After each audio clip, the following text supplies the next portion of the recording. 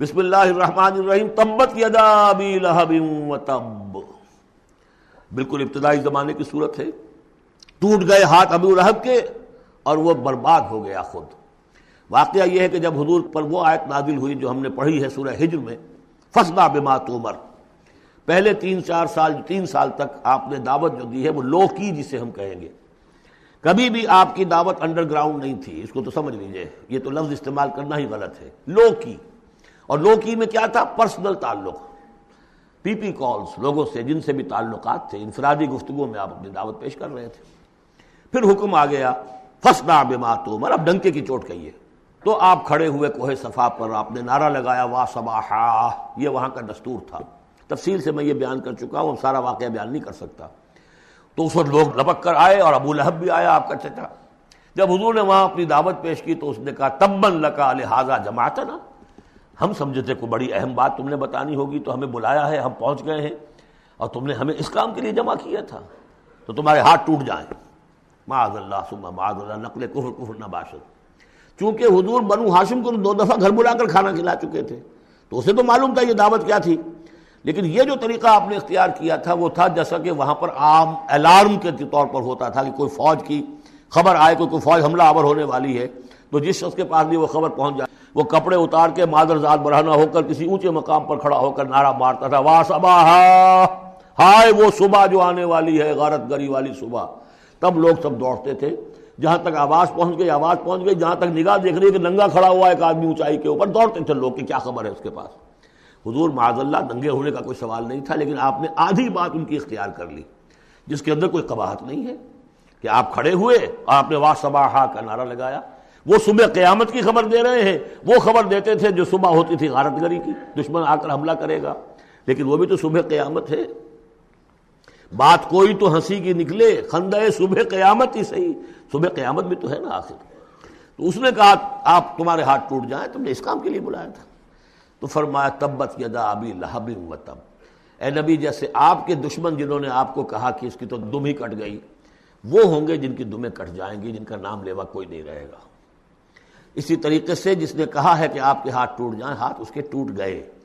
یہ تو چند سال کے بعد کی بات ہے، لیکن حقیقت میں عالم غیب میں تو اس کے ہاتھ کٹ چکے ہیں، وہ تب اور وہ برباد ہو چکا ہے۔ ما اغنی عنہ مالہ وما کسب، کچھ کام نہیں آئے گی نہ اس کا یہ مال اور نہ وہ کمائی جو اس نے کی ہے ساری عمر اور جمع کیا ہے۔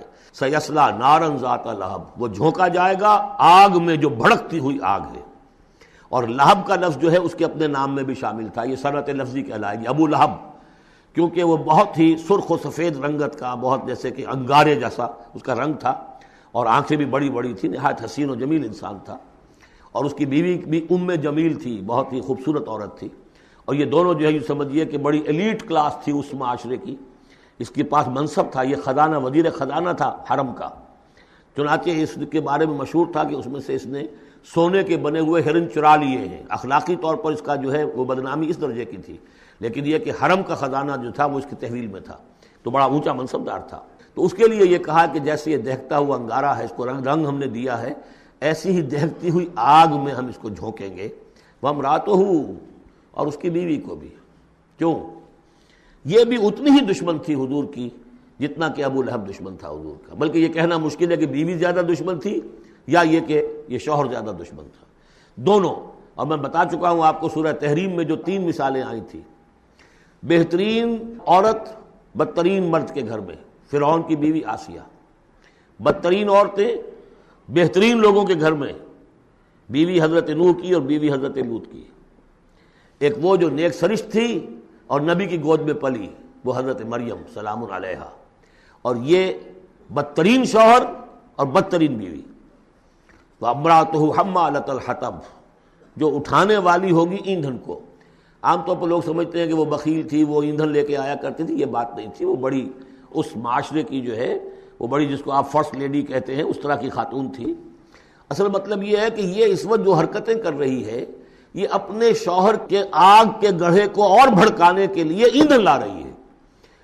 فی جیدہا حبل من مسد، اس کے گلے میں جو یہ ہار پڑا ہوا ہے موتیوں کا، حقیقت میں یہ اس رسی کے مانند ہے جس رسی کے اوپر یہ اب جائے گی آخرت کے اندر، تو وہ لا کر ایندھن اسے باندھ کر، اور جہاں شوہر جل رہا ہوگا وہاں پہ اس کو ڈالے گی اور دہکائے گی اس آگ کو۔ یہ ہے مراد اس سے کہ در حقیقت وہ اٹھائے گی وہاں حطب لکڑیاں، اور فی جیدہا حبل من مسد، اس کے گلے کے اندر یہ جو ہار ہے یہی اس کی رسی بن جائے گا۔ بارک اللہ لی ولکم فی القرآن العظیم ونفعنی وإیاکم بالآیات والذکر الحکیم۔